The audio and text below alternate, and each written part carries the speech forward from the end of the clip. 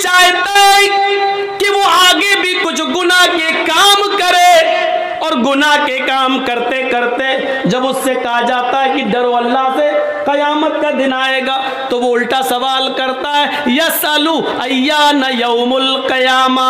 अरे तुम कयामत कयामत चिल्लाते रहते हो, कयामत अरे कब आएगी? आएगी तो टाइम बताओ, आएगी तो तारीख बताओ, आएगी तो कितने सालों के बाद आएगी बताओ।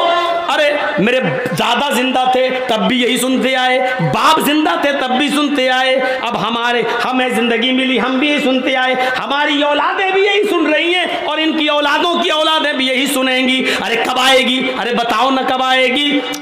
अल्लाह ने उसी का जवाब दिया है। ये पूछता है कयामत आएगी तो कब आएगी? सुनो, फैजा बरिकल बसरू, आंखें जब चुंदिया जाएंगी, आंखों की रोशनी सल्ब हो जाएगी। ऐसे करो, चुंदियाना किसको बोलते हैं? इतनी रोशनी आ जाए कभी कभी हमारी आंखों के सामने कि उस रोशनी में भी हमें कुछ ज्यादा दिखाई नहीं देगा, उसके पीछे क्या हमको नहीं दिखाई देगा। इसको कहते हैं जब कयामत आएगी तो उसकी पहचान ही होगी, फैजा बरिकल बसर, आंखें चुंदिया जाएंगी,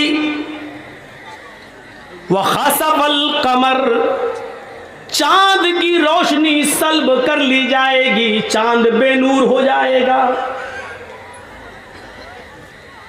आंखों की रोशनी, आंखें चुंदिया जाएंगी, चांद बेनूर हो जाएगा। वजुमिया शम्सु वल कमर, चांद और सूरज दोनों जमा कर दिए जाएंगे।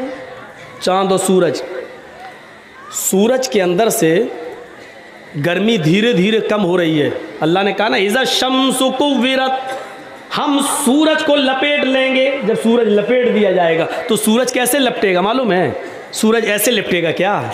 जैसे हम लोग पतंग उड़ाने का मांझा लपेटते हैं, ऐसे थोड़ी लिपटेगा। सूरज लपेटने का मतलब सूरज की गर्मी को लपेट देना। सूरज की गर्मी कैसे लिपटी जाएगी? सूरज को जितनी रोशनी अभी दुनिया को ज़रूरत है, हमारे खेतों को, अनाज को, गल्ले को, उतनी मिल रही है, लेकिन सूरज के अंदर से धीरे धीरे रोशनी, गर्मी कम होती जा रही है, धीरे धीरे रोज़ाना कम होती जा रही है। और जितनी गर्मी धीरे धीरे कम होती है और ज़मीन पर अनाज को पकने के लिए और गल्ले को पकने के लिए जितनी गर्मी की ज़रूरत पड़ती है, सूरज अपनी मकनातीसी ताकत के ज़रिए ज़मीन को उतना अपने ऊपर खींच लेता है। इतनी सूरज की गर्मी कम हुई तो ज़मीन उतनी ऊपर बढ़ जाती है सूरज की गर्मी को हासिल करने के लिए। तो ज़मीन धीरे धीरे बढ़ रही है, तो जब ज़मीन बढ़ रही है तो चाँद भी धीरे धीरे ऊपर की तरफ बढ़ रहा है। और एक दिन सूरज की गर्मी धीरे धीरे कम होती जाएगी, चांद की भी गर्मी रोशनी खत्म होती जाएगी और चांद धीरे धीरे ऊपर उड़ते उड़ते सूरज से टकरा जाएगा। ये आज की साइंस कह रही है, हम नहीं कह रहे हैं। जब चांद धीरे धीरे ऊपर जाता जा रहा है, बढ़ता जा रहा है और सूरज की रोशनी कम होती है, तो चांद सूरज से उतनी रोशनी लेने के लिए ऊपर की तरफ बढ़ता जा रहा है और बढ़ते बढ़ते सूरज से टकरा जाएगा। जब सूरज से टकराएगा तो चांद और सूरज दोनों जमा हो जाएंगे और जब दोनों जमा हो जाएंगे तो वह जुमिया शम्सु वल कमर, कुरान की इस आयत पर दुनिया धड़ाधड़ ईमान ले आएगी। है अल्लाह ने 1400 साल पहले कह दिया, चांद और सूरज जमा कर दिए जाएंगे और ये दोनों जब जमा होकर आएंगे तो चांद में तो उतनी गर्मी है नहीं, वो तो ठंडा है, सूरज उसको पिघला देगा और सूरज सीधे, चांद और सूरज की टक्कर जब होगी तो सूरज जमीन पर गिरेगा और सूरज जब जमीन पर गिरेगा तो जमीन पर पानी ही पानी होगा और जमीन पर जब पानी पानी होगा तो सूरज इस पानी पर गिरेगा तो सूरज के अंदर जलने वाली एक गैस है जो जलेगी और जलाने वाली एक गैस है जो जलाएगी। जलने और जलाने वाली दोनों ऑक्सीजन जब अपना अपना काम करेंगी तो पानी में भी आग लग जाएगी। वइज़ल बिहारु फुज्जिरत, समंदर भी भड़का दिए जाएंगे। साइंस तुम पढ़ते हो, बताना एक मुल्ला मौलवी को पढ़ रहा है, कम से कम ये जिम्मेदारी तो तुम लोग संभालो, हम लोगों को हमारी लाइन में रहने दो। लेकिन अफसोस ये है कि तुम्हारी लाइन भी हम ही अपनाएं और हम ही बोलें। सोचिए, फैज़ा बरिकल बसरु व खसफल कमरु व जुमिया शम्सु वल कमर, इन लोगों को भगा तो दो, ये सामने बैठे हुए हैं, मजाक कर रहे हैं यहाँ पर सामने बैठकर। जब आंखें चुंदिया जाएंगी, चांद की रोशनी खत्म हो जाएगी, बेनूर हो जाएगा, सूरज और चांद जमा कर दिए जाएंगे। ये तीन चीजें जब इंसान अपनी आंखों से देख लेगा, तो जो पूछ रहा था यसअलु अय्यान यौमुल क़यामा, कयामत कब आएगी, जब ये तीन चीजों को वो अपनी आंखों से देख लेगा, आंखों की रोशनी, आंखें चुंदिया गई हैं, कुछ दिखाई नहीं दे रहा है, आंख खुली है लेकिन दिखाई नहीं दे रहा है, और सूरज चांद बेनूर हो गया, चांद और सूरज जमा हो गए, ये तीन चीजें जब देखेगा तो चीख पड़ेगा, यक़ूलुल इंसानु यौमइज़िन अय्नल मफर, चीखेगा, चिल्लाएगा, आज मैं कहाँ भागूं, भागने की कोई जगह हो तो बताओ।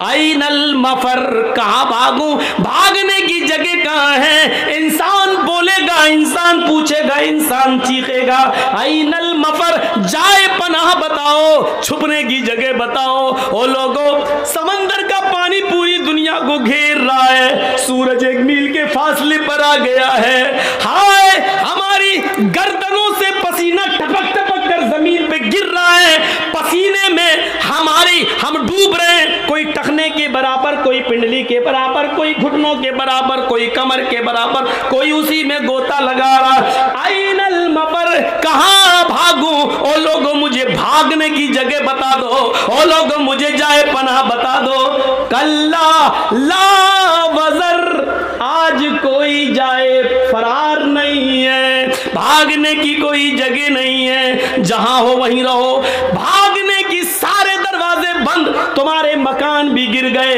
तुम्हारी दुकानें भी गिर गईं, जब जमीन में जलजला आ गया तो सारी चीजें तास नहास, पहाड़ अपनी जगह से हट गए, सारी चीजें अपनी जगह से खत्म हो गई हैं, अब तुम छुपना भी चाहो तो कहीं छुप नहीं सकते। कल्ला ला वज़र, आज भागने की कोई जगह नहीं है। युनब्बउल इंसानु यौमइज़िन बिमा क़द्दम वअख़र, इंसान आज तुझे बता दिया जाएगा, आज तेरे सामने तेरे आमाल नामे रख दिए जाएंगे, बिमा क़द्दम वअख़र, तूने क्या पीछे छोड़ा है, क्या आगे भेजा है, आज तू अपनी आंखों से दोनों चीजों को देख लेगा, क्या गुनाह करके आया और क्या नेकी करके आया, आज तू इनको अपनी आंखों से देख लेगा। तकरीर शुरू की कुरान की आयत से, अभी तक कुरान की आयतें ही आज आपके सामने पढ़ रहा हूँ, बता रहा हूँ, ये मंजर आप देखते जाइए, इस मंजर की तरफ चलिए और देखिए, ये क़यामत का हौलनाक मंजर। यहाँ यहाँ पर इस पूरी आयत से पढ़ने के बाद बताना क्या है, बला क़ादिरीन अला अन नुसव्विय बनाना, हड्डी तो दूर, अल्लाह ताला हमारी उंगलियों के पोर तक को बनाने पर कादिर है, उंगलियों का पोर तक बना देगा। भाग नहीं सकते हो।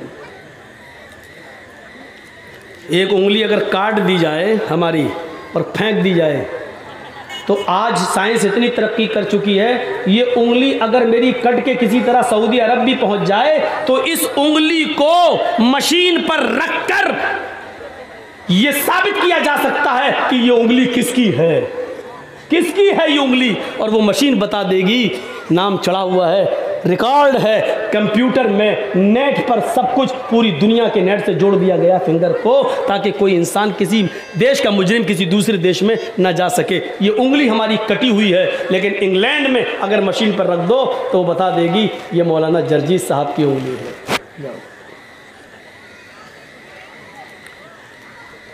एक इंसान की कब्र में चाहे कितने लाशें दफन कर दो, हड्डियों को एक दूसरे से मिला दो, जानवरों की और इंसानों की हड्डियों को एक साथ जमा कर दो, जो अल्लाह की दी हुई अकल से ऐसी मशीन बना सकता है कि हर इंसान की उंगली तक को बता दे जानते कि वो किसकी है, तो क्या वो अल्लाह जिसकी दी हुई अकल से तुम ये बना सकते हो, तो क्या वो हर इंसान को की हड्डियों को अलग नहीं कर सकता, उनके जिस्मों को अलग नहीं कर सकता, उनकी खोपड़ियों को अलग नहीं कर सकता, उनकी उंगलियों को अलग नहीं कर सकता।